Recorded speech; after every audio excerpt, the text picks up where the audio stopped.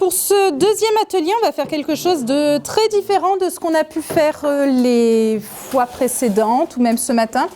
Parce que là, on va pas. J'ai proposé à Philippe et Marie-Ange qu'on ne rentre pas par un usage. C'est-à-dire que ce ne soit pas une entrée par j'utilise le traitement de texte, je clique ici, je clique là et je fais, mais plutôt par une pratique. Et cette pratique, c'est le plan de travail. Alors, le plan de travail, c'est un outil parmi d'autres qui a pour but de développer l'autonomie de l'élève. On a travaillé en amont avec la société Apsia qui nous a accompagnés, puisqu'il faut savoir qu'à Sannois, au lycée Nature et Services, on n'avait absolument pas de Wi-Fi il y a 1 an et demi. Donc il a fallu travailler sur l'infrastructure au départ. On a ensuite fait le projet avec une seule classe, une classe pilote, nos Bac Pro SAPAT. Et de avril à juin, on a fait un bilan avec toujours Apsia, en compagnie d'Apsia. Et ensuite, avec Philippe Gosse, que vous avez rencontré, on a fait un déploiement de formation avec la société SCIO.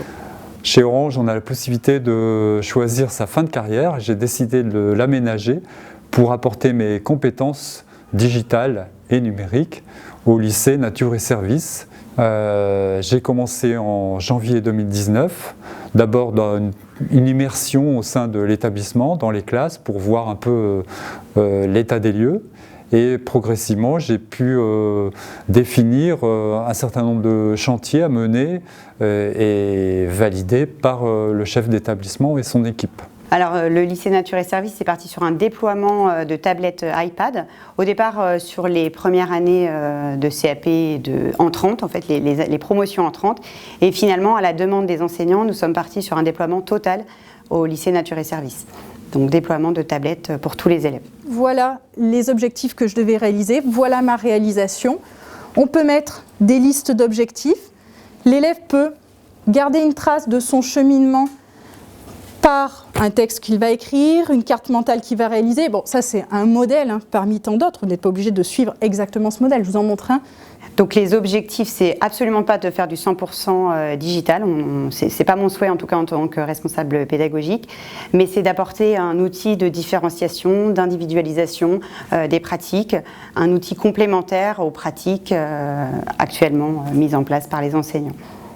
On a élaboré le projet d'abord par les intentions pédagogiques, avant de fournir du matériel et puis livrer le matériel aux élèves et aux enseignants.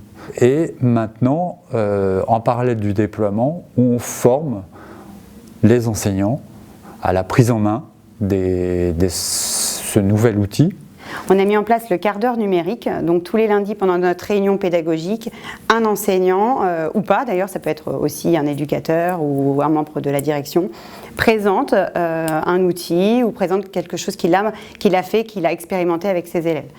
Donc c'est le lundi matin, c'est 15 minutes, voilà, c'est sur le volontariat, sur la base du volontariat aussi.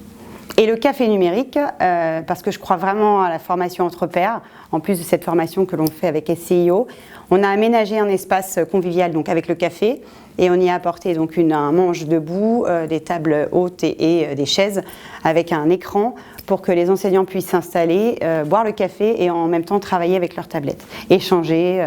Voilà, j'arrive pas à faire ça, est-ce que tu peux me montrer ou je te montre ça, etc. Voilà.